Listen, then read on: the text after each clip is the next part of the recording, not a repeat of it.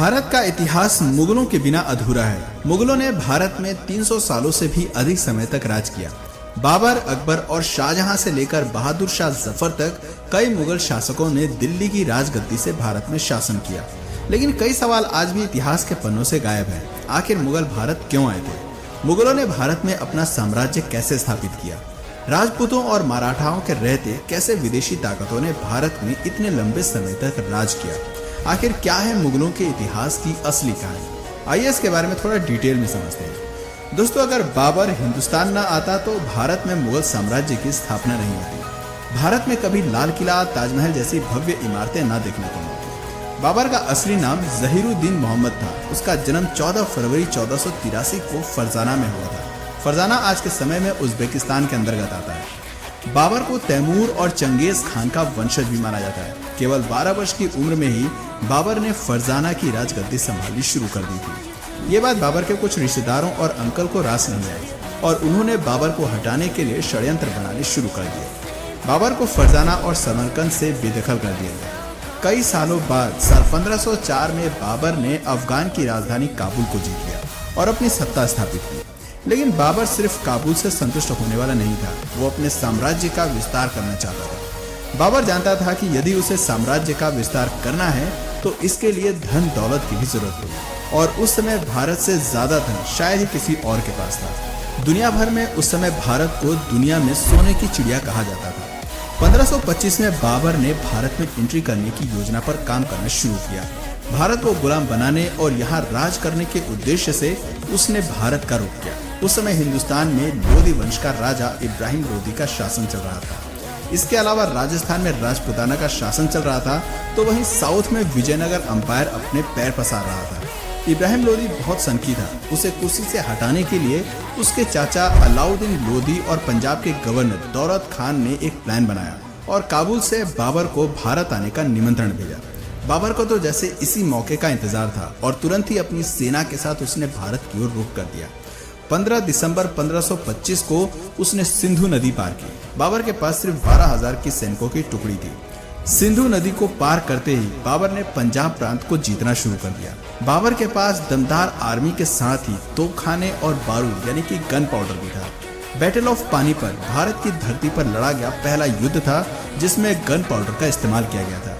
बाबर एक कुशल army commander भी था। उसे युद्ध का बहुत अच्छा खासा तजुर्बा था, साथ ही उसकी स्ट्रेटजी भी कमाल की थी। वहीं दूसरी ओर इब्राहिम लोधी के पास 1 लाख सैनिकों की विशाल आर्मी थी, जिसमें पैदल सैनिक, हाथी, घोड़े, बैलगाड़ियां सब कुछ थी। इतनी बड़ी सेना को देखकर भी बाबर का हिम्मत डगमगाया नहीं। वो काफी बहादुर योद्धा माना जाता था।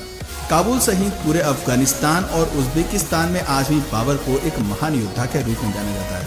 कई जगह उसके पुतले भी लगे हैं। वहाँ के लोगों को बताया जाता है कि बहुत कम सेना के साथ बाबर ने भारत पर फतह हासिल की थी।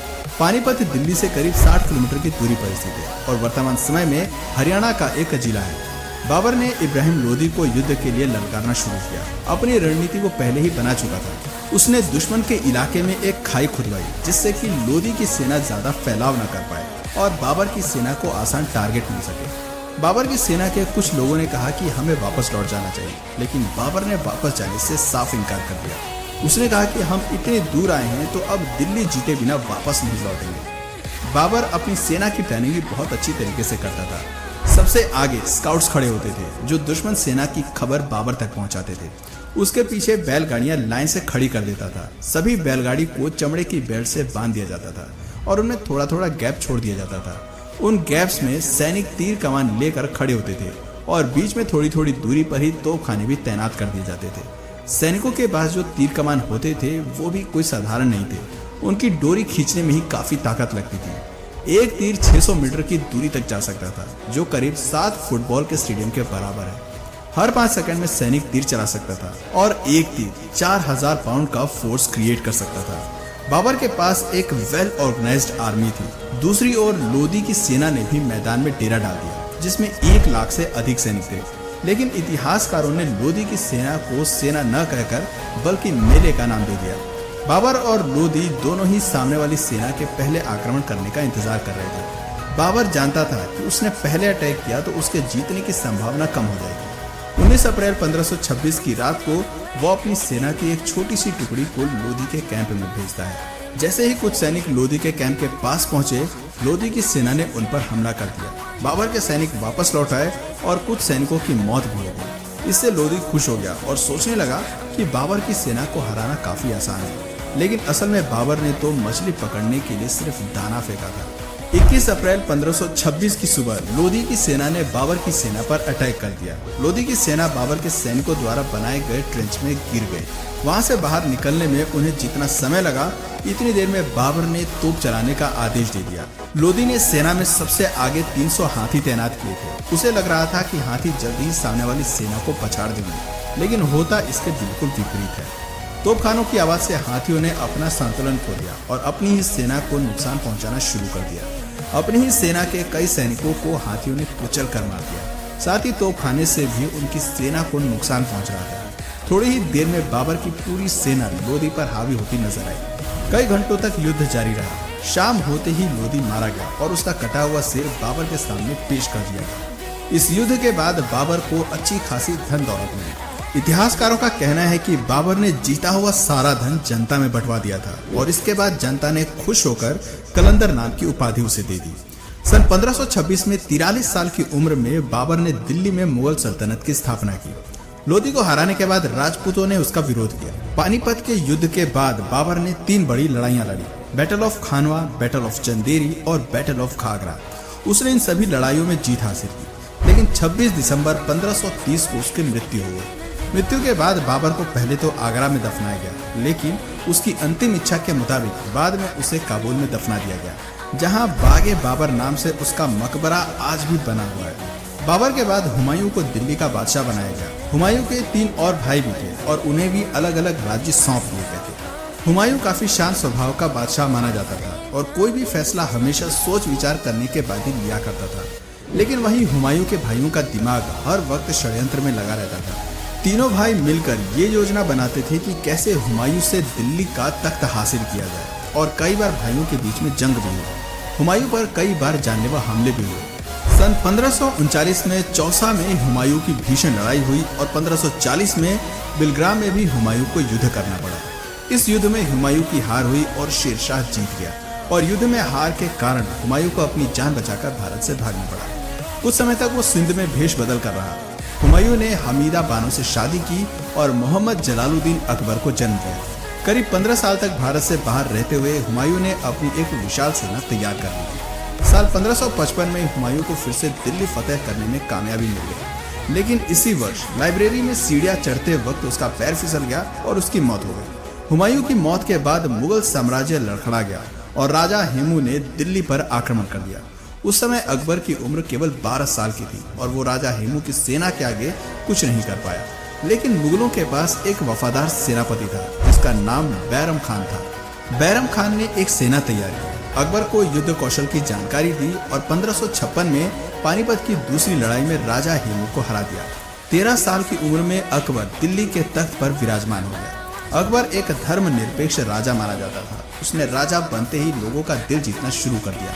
1568 में उसने चित्तौड़ को जीता, लेकिन इसके लिए अकबर को कड़ी मेहनत करनी पड़ी। दिल्ली जीतने के बाद अकबर किसी भी तरह से राजस्थान को जीतना चाहता था, क्योंकि राजस्थान के राजपूत काफी बहादुर माने जाते थे और अकबर जानता था कि यदि राजस्थान को जीत लिया तो पूरे हिंदुस्तान को जीतना फिर ज्यादा मुश्किल नहीं होगा। राजस्थान के कारीगरों को हथियार बनाने में महारत हासिल थी। वहीं अकबर की सेना दमशील स्टील के बने हथियार इस्तेमाल किया करती थी, जो खास तौर पर जंग में दुश्मन का सीना छलनी करने के लिए ही बनाए जाते थे।